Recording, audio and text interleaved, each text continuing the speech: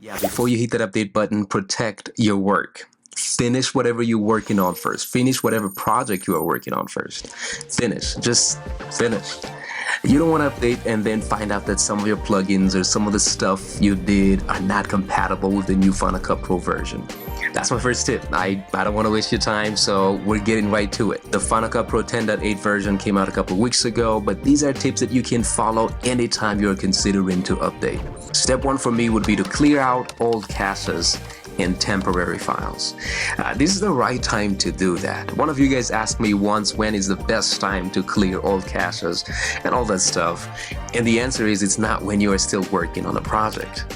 Final Cut Pro is notorious when it comes to creating temporary files to make your playback smoother while working on your project. So again, finish your project first before you delete anything. Clearing this out can free up space and improve the performance of your computer. At this point, you can check all these boxes because you are actually going to update the software, so you don't really need those old caches and all those created files. Okay, let's go to step two. Step two would be create backups. First, let's create a backup of the entire software. Go to your applications folder, go to Finder, and then just press F until you get to Final Cut Pro. There it is. Then right-click on Final Cut Pro. Click on Compress. It might take a few minutes, but you should get this zip version right here when it's done. And move that somewhere in a different location on your computer or in another drive. I personally love these SanDisk external SSD drives. Very fast, portable, and durable. Check this out. I'm gonna put a link in the description if you don't have one yet. These are really handy and can help you with a lot of other stuff. You can rename this zip file to the current version of that Final Cut Pro so that you would know if you ever need to use that version again. Backing up the software is important because you never know if the new version is actually going to work for you and your workflow, so you gotta do that first. After that, you can also create a copy or a backup of your library. Remember, Final Cut Pro works with libraries. Each library has events in it, and each event has projects and assets in it. Videos, photos, whatever you are using in your projects, I call them assets. But yeah, go to Finder, search for your library file, and copy it to an external drive, or again, a different location on your computer. Now that I think about it, that can definitely be a great video. So let me know in the comment section if you're interested in learning about the best practices of running Final Cut Pro off of an external drive like this. If you're interested, just add drive in your comment. Just add drive, D-R-I-V-E, in your comment, and that will let me know how many people are actually interested in that kind of video. Now let's get back to it. If you're in Final Cut Pro, you can also locate your library by clicking on it, and on the right side here you will see the location of that library. This default library, for example, is on this computer. It's called Macintosh.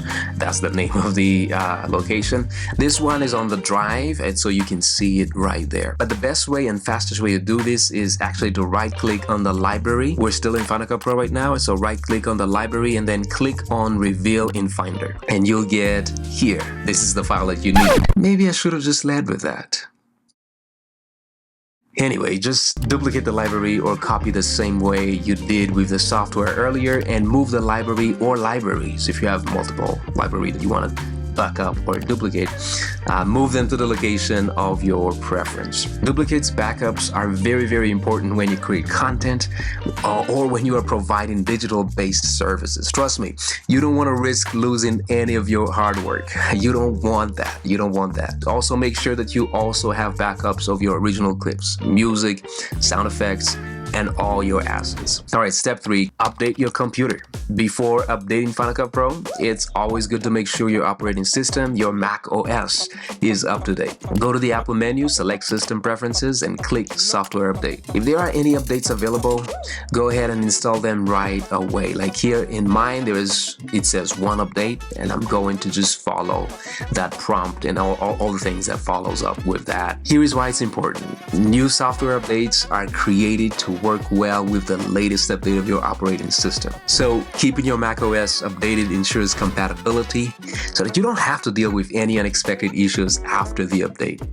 At least it's minimizing the risk of going through issues later on.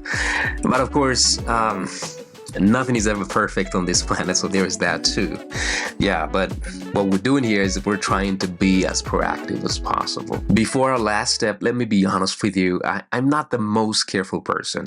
I'm very impatient. I like the adrenaline of starting something new. So I used to just rush and just go and update right away as soon as an update comes up. But you know what they say, we live and we learn. So that's why I'm doing this video. Let's go to the last step, step 4. Step 4, check for plugin compatibility. If you're using Final Cut Pro, chances are you're using a third-party plugin.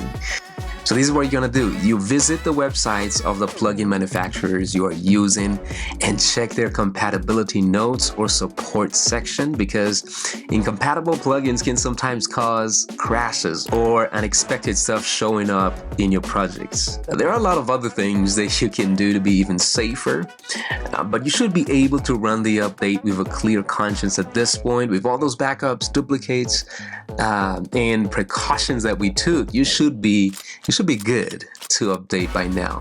Maybe read the update release notes on the Apple support website or in the Final Cut Pro update dialog if it's actually an update that you would want, but you should be good.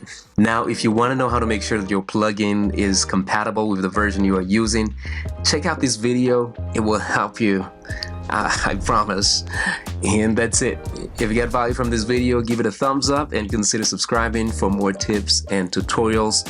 Thanks for watching, guys, and I'll see you in the next one, hopefully. Peace.